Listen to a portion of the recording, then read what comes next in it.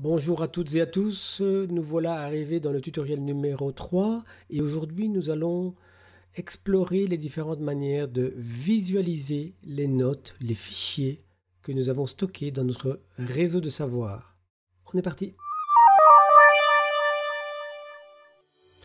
Alors voilà, nous sommes donc dans notre Obsidian avec les fichiers que nous avons créés lors des derniers tutoriels. Vous avez donc ici aussi deux images que nous avons appris à placer grâce aux liens qui rendent visibles les images. Nous allons bien sûr déjà commencer par la méthode la plus simple pour visualiser un document. Vous cliquez dans cette barre avec l'ensemble des fichiers et vous ouvrez le document. Il s'ouvre, je dirais, en mode édition par défaut, tout simplement parce que dans les préférences, j'ai décidé d'afficher en mode de vue par défaut éditeur. Si je faisais pré-visualisation et que je ferme le document, si je clique maintenant sur ma méthode, vous voyez qu'il s'ouvre en mode pré-visualisation. Pour passer de mode pré-visualisation à édition, je peux cliquer sur cette icône ou bien sur commande E ou CTRL E sur Windows. Ok. Si je suis en mode visualisation ou pré-visualisation, je peux cliquer sur un lien, Obsidian par exemple, et j'ouvre une nouvelle fenêtre qui est liée à la première. Si je reviens en arrière, et pour revenir en arrière, je peux cliquer sur précédent. Je peux passer en mode édition, et là vous voyez que si je clique simplement sur Obsidian, je ne fais que placer le curseur. Il faut donc cliquez à la fois sur commande ou contrôle en Windows et cliquez sur le lien pour ouvrir en mode édition la page qui est indiquée par le lien. Voilà une deuxième indication intéressante. Une troisième possibilité que l'on peut faire maintenant, c'est on est en mode édition. Si je veux ouvrir la note formatage, cliquer ne suffira pas, je dois faire commande, clic. Mais je ne vais pas me contenter de cela, je vais faire commande Shift, clic. Et là, qu'est-ce que vous voyez? C'est que j'ouvre le document dans une nouvelle fenêtre. Ce qui nous permet de travailler en parallèle, recopier, consulter, etc.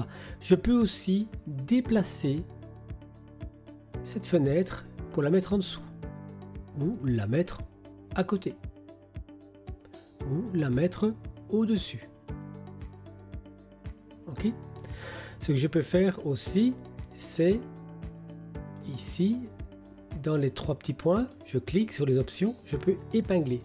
Épingler veut dire que quand je vais cliquer sur un lien, il va l'ouvrir ailleurs, mais pas là où se trouve la note qui est épinglée, parce que la note épinglée restera toujours apparente. Donc si je clique sur formater les listes, vous voyez que ça défile ici en dessous, mais là il ne se passe rien. Si je ferme, si j'enlève cet épinglé et que je clique sur formater les liens, je remplace le document ouvert par le nouveau document. Ça, c'est intéressant à savoir. Alors, quelque chose d'intéressant d'ores et déjà à retenir, car si vous êtes comme moi, vous allez certainement oublier toutes ces commandes, c'est d'utiliser ce commande P ou probablement CTRL P sur Windows. Et quand vous faites CTRL P ou commande P, vous avez l'ensemble des commandes qui sont possibles. Vous voyez par exemple que naviguer en arrière, retrouver la note précédente, c'est commande Alt flèche à gauche. Probablement CTRL Alt flèche à gauche pour Windows. Ok, donc si je me mets ici, je fais commande Alt, je reviens dans la note précédente. Si je vais vers la droite, je reviens dans la première note et je peux revenir comme ça à différents niveaux. Ok, ça c'est déjà encore quelque chose d'intéressant. Je peux dédoubler cette fenêtre, soit verticalement, soit horizontalement. Si je clique sur les trois petits points, dédoubler verticalement, deux fenêtres verticales, dédoubler horizontalement, deux fenêtres horizontales. Encore quelque chose d'intéressant à savoir. Ce que vous pouvez voir, c'est que je peux travailler sur le format. Première chose, si vous vous rappelez les derniers tutoriels, nous avions psychologie et provisoire. Vous voyez le hashtag ou la dièse qui est devant le mot, ça veut dire que c'est bien un tag, un label ou un libellé. je peux décider de ne pas les visualiser. Je peux les fermer. Pièce jointe rend visible les deux fichiers images que j'avais ajoutés dans mon système. Fichier existant uniquement, quand je clique là-dessus, vous voyez que la note inexistante disparaît ou apparaît selon que j'ai choisi l'option ou pas. Document orphelin, si j'active les orphelins, je peux voir les documents ou les notes qui ne sont attachés à aucune autre note, comme cette note ligne par exemple. Ok ? Alors ce que je peux voir ici qui est intéressant, et c'était déjà activé comme ça, c'est ici je peux faire des groupes de couleurs. Donc je vais ici créer un nouveau groupe et je vais dire par exemple le tag psychologie, et si j'affiche en plus le tag, ça provoque la couleur rouge pour ces deux documents qui contiennent le tag psychologie. Si je clique pour vous montrer, vous voyez tag psychologie, on est bien dans la situation dont je vous ai parlé. Afficher les flèches ou pas les flèches, vous pouvez voir la direction, quel document pointe vers quel document. Ici vous voyez il y a une double flèche, ça veut dire que formater les listes pointe vers formatage et formatage pointe vers formater les listes. Formatage pointe vers formater les listes. Et celui-là va vers formatage, plus que probablement. On revient dans le schéma. Un seuil de fondu qui rend visible les images, les titres des images, taille des nœuds, épaisseur des liens pour rendre plus visible ou moins visible. Et alors ici un ensemble, je dirais, de force, de répulsion, de force centrale qui vous permet de provoquer un affichage automatique confortable, plus ou moins lisible en fonction de votre écran et en fonction du nombre de joints que vous avez. Revenons maintenant à notre écran principal et nous allons commencer à installer des fonctionnalités supplémentaires à l'aide des plugins. Les plugins qui sont des morceaux de code qui ajoutent des fonctionnalités. Alors certains plugins sont des plugins qui sont proposés par Obsidian elle-même ou lui-même, et d'autres qui sont proposés par la communauté d'utilisateurs et de développeurs. Et ça va vous permettre de configurer véritablement l'application Obsidian à votre besoin et à votre demande. Alors commençons tout de suite à voir comment installer un plugin. Nous cliquons sur les réglages, les paramètres, et vous voyez que vous avez le choix entre certains plugins tiers et certains plugins principaux. Les plugins principaux sont ceux qui sont offerts par Obsidian même. Nous en verrons quelques-uns dans les prochaines vidéos. Mais intéressons-nous aujourd'hui aux plugins de la communauté, les plugins des tiers. Pour cela, il faut que vous acceptiez de passer en mode sans échec, de le désactiver. Alors, il n'y a pas de risque particulier car la communauté Obsidian est une communauté très active et si vous choisissez des plugins qui sont utilisés par un grand nombre de personnes, il y a vraiment peu de chances que vous ayez à courir quelque risque que ce soit.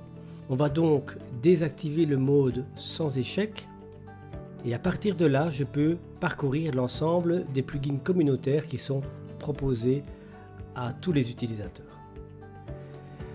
Aujourd'hui, nous allons nous intéresser principalement à un plugin que je trouve indispensable véritablement car il permet de travailler d'une manière, je dirais, très similaire à ce que vous faites quand vous manipulez des fiches sur votre bureau. Et ce plugin s'appelle, et c'est un des plugins les plus utilisés, c'est le Sliding Panes à la mode Andy Matuszak, qui est une personne de référence dans le milieu des réseaux de connaissances. Je vais donc sélectionner Sliding Pane. Vous voyez que vous avez un ensemble d'informations, d'updates, etc. Vous avez le GitHub qui est en fait le contenant de tout ce code qui est ouvert et libre d'accès et d'utilisation. Et je vais donc installer. Vous voyez 19 000 installations. Il y a vraiment peu de risque qu'il y ait des problèmes de stabilité ou de sécurité. Installer.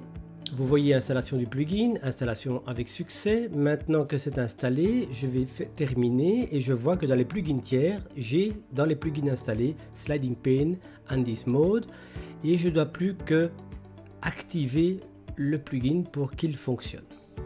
Maintenant qu'il est activé, je n'ai aucun fichier ouvert. Je vais ouvrir un fichier normalement et je vais en ouvrir plusieurs autres. Je vais ouvrir formater des listes, formater les titres, formatage et le memento. Et qu'est-ce que vous voyez? L'ensemble de ces notes sont maintenant affichées et peuvent glisser de gauche à droite. Pour les faire glisser, c'est très facile. Vous appuyez sur Shift en même temps que vous tournez avec la molette de votre souris. Et vous pouvez faire véritablement défiler l'ensemble de notes de cette manière. C'est hyper agréable pour travailler car c'est véritablement comme si vous glissiez des fiches sur votre bureau. Alors c'est le cas pour chacun des plugins que vous allez installer. Vous disposerez de fonctionnalités supplémentaires et de différentes possibilités de pré-réglage de préférence. Alors regardons un peu ce que ça donne ici. Ce qu'on voit ici concernant le plugin Sliding Pane, vous avez un certain nombre de préférences. Le premier, c'est simplement activer, désactiver les Sliding Pane en tant que tel, c'est-à-dire véritablement les déconnecter si vous voulez travailler de nouveau à l'ancienne mode. Si c'est activé, vous pouvez régler la largeur des feuillets, d'accord? Si je place 200, vous voyez que j'ai de nouveau un ensemble de petits feuillets beaucoup plus étroits. Ok, en général, je garde ces fonctionnalités. Vous pouvez également décider d'afficher le titre des notes en haut de la page ou en haut de la note ou sur le côté. Pour ceci, vous avez cette option. Vous voyez, formater les titres est en haut, formater les titres est à droite. En tout cas, il est ici en dessous derrière. Vous avez aussi Swap Rotated Header Direction, c'est-à-dire que ici c'est écrit de haut vers le bas et là maintenant c'est écrit de bas vers le haut. Petit détail. Avec Toggle Stacking, c'est vous allez accumuler la pile de notes soit sur la droite, soit sur la gauche. N'oubliez pas également qu'à partir du moment où j'installe un plugin, j'ai ces fonctionnalités supplémentaires ou des options supplémentaires et je peux toujours y accéder en faisant Commande P, CTRL P sur Windows et vous voyez les fonctionnalités qui ont été ajoutées. Ça sera systématiquement le cas pour chacune des fonctionnalités, chacun des plugins que vous allez installer. Ici, dans ce cas-ci, vous avez ces 4 ou 5 options qui sont en fait principalement les options des préférences que je vous ai montrées tout à l'heure. Vous avez aussi, et ça on le verra probablement dans une autre vidéo, la possibilité de travailler sur les raccourcis clavier. C'est-à-dire que pour chacune des fonctionnalités disponibles, vous pouvez ajouter un raccourci clavier qui vous permettra à partir du clavier d'activer ces commandes. Si par exemple je veux activer et désactiver très facilement ce plugin, je peux aller dans Sliding Panes, Toggle Sliding Panes, c'est-à-dire activer, désactiver, et je vais définir un raccourci clavier. Ici je vais prendre par exemple CTRL ALT T. Ok, CTRL ALT T. Si maintenant je reviens ici et que je fais CTRL ALT T, vous voyez que je passe d'un mode à l'autre. Vous pouvez ainsi définir vos propres raccourcis clavier pour les fonctions principales que vous utilisez. Et ça vous permettra de gagner un temps très précieux. Voilà pour ce tutoriel consacré à la visualisation des notes. Dans une prochaine vidéo tutoriel d'Obsidian, je vais vous expliquer comment on cherche et on retrouve des notes. Il faut savoir que plus vous allez l'utiliser, plus le système, plus ce réseau de savoir va se densifier et peut-être que vous aurez